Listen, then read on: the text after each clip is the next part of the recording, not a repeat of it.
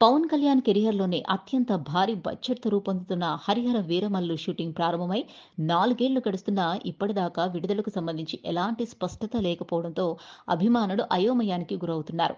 Project మొత్తానికే cancel అయిందని, నిర్మాత ఏఎం రత్నంకు డబ్బులు వెనక్కు ఇచ్చే ఆలోచనలో పవన్ ఉన్నట్టు కొన్ని ప్రచారాలు కూడా జరిగాయి.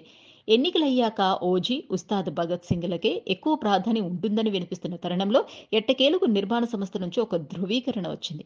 ప్రస్తుతం ఈ పాన్ ఇండియా మూవీకి సంబంధించిన వీఎఫ్ఎక్స్ పనులు ఇరాన్, కెనడా, బెంగళూరు, హైదరాబాద్, చెన్నై ప్రాంతాల్లో సమాంతరంగా జరుగుతున్నాయని, ఊహలకు అందని పెద్ద స్థాయిలో విజువల్ ట్రీట్ ఇచ్చేందుకు సిద్ధమవుతున్నారని, ఆ థ్రిల్‌ని టీజర్ రూపంలో ఆస్వాదించడానికి రెడీ కమ్మని చెబుతూ ట్వీట్ చేయడం అభిమానుల్లో సంతోషాన్ని నింపుతుంది. దీని సంగతి ఇలా ఉంచితే, షూటింగ్ బ్యాలెన్స్ ఉన్న మాట వాస్తవమే. దర్శకుడు క్రిష్ అనుష్కతో ఫీమేల్ ఓరియెంటెడ్ సినిమా మొదలుపెట్టిన వార్త నిజమే.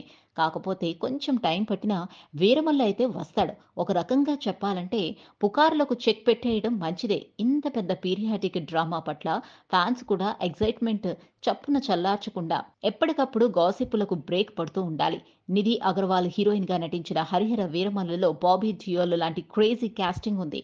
ఎంఎం కీరవాణి సంగీతం మీద భారీ అంచనాలు నెలకొన్నాయి. ఎలా చూసుకున్నా 2024 విడుదల సాధ్యం కాదు కానీ వచ్చే సంవత్సరం ఆశించవచ్చు.